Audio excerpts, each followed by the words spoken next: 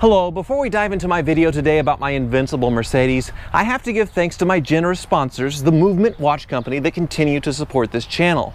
Movement watches offer stylish timepieces at affordable prices because they sell directly online to cut out the middleman. Their watches start at just under $100, while at a department store you'd be paying way more. Now, I'm particularly a fan of the Voyager Desert model, and like my hoopty fleet, I have quite a collection of them. I also identify with the founders of the company, big dreamers that did something crazy, dropping out of college and starting a watch company that has now sold over 1 million watches in over 160 countries. They make fantastic gifts, or you can step up your watch game right now for an even bigger break by going to mvmt.com and using the code HOOVIES15 for $15 off your order. They really are great looking watches, and I regularly get compliments when I wear them, so help support this great company and my super generous sponsors by going to mvmt.com and using the code HOOVIES15. Now, back to cars, and it's more like the biggest automotive fishtail ever told with Mercedes.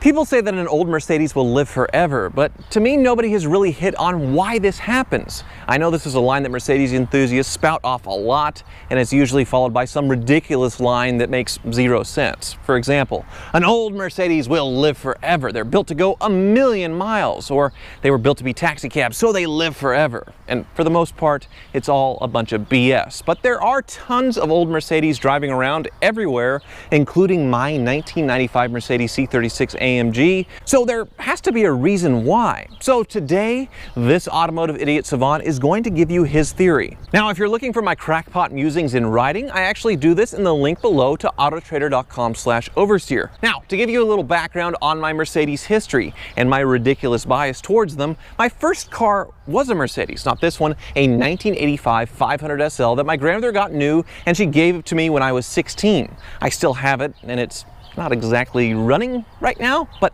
that's beside the point. I was the local chapter president of the Mercedes-Benz Club of America at one point, which I ruled with an iron fist for 11 months, and have owned at least 100 other Mercedes over the years, including this 1995 Mercedes C36 AMG.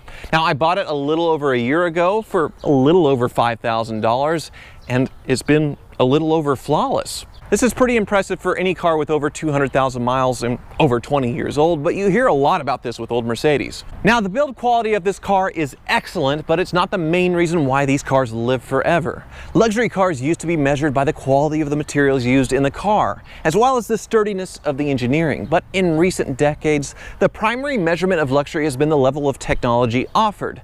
This has made Mercedes cars safer than ever, definitely more comfortable, and also way more complicated.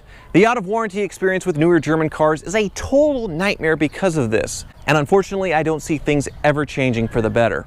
I guess that's why these old Mercedes have been romanticized so much, and I certainly do that with my special C36, as this car was built before AMG merged with Mercedes, but it was their first real mass-produced car, and the first to be sold in dealers, Mercedes dealers, across the world. Its inline-six motor was hand-built and hot-rodded to 268 horsepower, and it was also a great part spin special, getting the bulletproof transmission from the 500e, bigger brakes from the S-Class, along with all of the options you could get for 1995. And unlike Mercedes of today that look like every other German and Japanese luxury car, this one has its own distinct angular design, and I think it's timeless and stunningly gorgeous. It's gorgeous. Now, I didn't expect my year with this Mercedes to be totally flawless, but it was. All I've done are oil changes and 2 tires, but I did apply my usual superstitious old car voodoo to achieve this. I purposely left a few things on this car broken that I could live with, because it always seems like when you fix those, something else will break in its place. In this car's case, it was some oil seepage on the front engine and the timing cover, and the headliner for the sunroof is sagging. This is great. I really can't believe it actually worked, but even though my year with the C36 has been flawless, the car itself is not without its faults. There were some pretty big engineering snafus. 1995 was a pretty bad year for Mercedes, as the government mandated that the wiring harnesses needed to be biodegradable. Apparently, Mercedes engineered this a little too well as they began biodegrading in the car way before they were supposed to, causing all kinds of electrical problems. This inline 6-cylinder engine is also known for blowing head gaskets, and the air conditioning evaporators in the cars of this era were defective and require completely removing the dashboard and everything attached to it to replace. Each one of these jobs runs around $2,000 to replace, but one of the benefits of buying a car with 200,000 miles on it is all the problems were already taken care of. Still, even with a lower mileage example of one of these, it's rare to have all three problems at once, and a $2,000 repair bill isn't going to prompt someone to dump one of these. Probably not. The problem with modern Mercedes is the infinite complication creates like 50 of these lurking $2,000 repairs that can stack up and literally total the car mechanically. Still, every car gets old and wears out eventually, but an old Mercedes is immune to this, and to discover why, you really have to drive one. Don't have to twist my arm to drive one. Okay.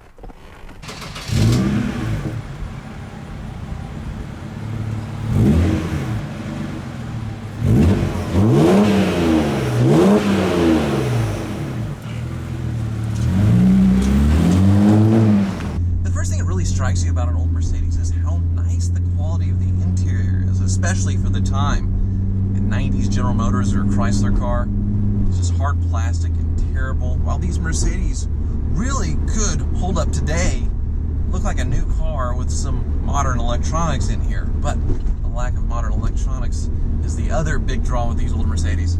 I know I talk about smells a lot too, but the smell is also good. Yeah, new cars, it's really simulated synthetic smells because there's so much hard plastic. It doesn't have this rich leathery smell anymore.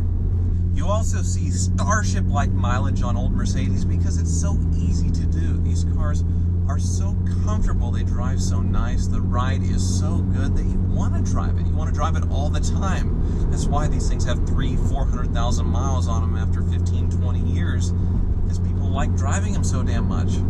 I know I do. You also have to keep in mind that these cars were very expensive new. For someone to plop down that kind of money, they probably also had the money to keep the cars up, and they would want to keep the cars up because they spent a lot of money on it. So, as the years go by, they're much better taken care of than your normal humdrum average car. It also takes longer for them to go down the depreciation curve to price levels where somebody would get it and absolutely trash it. You also have to consider this intangible it factor that the Mercedes has. It has so much personality. It's so stately, so elegant. And that kind of translates into someone wanting to keep it. You desire to own this car. You want to hang on to it. You want to see this thing live on and survive and pass it down to your kids. And it's just one of those cars that you feel connected to, bonded with. You and I are friends. BFFs.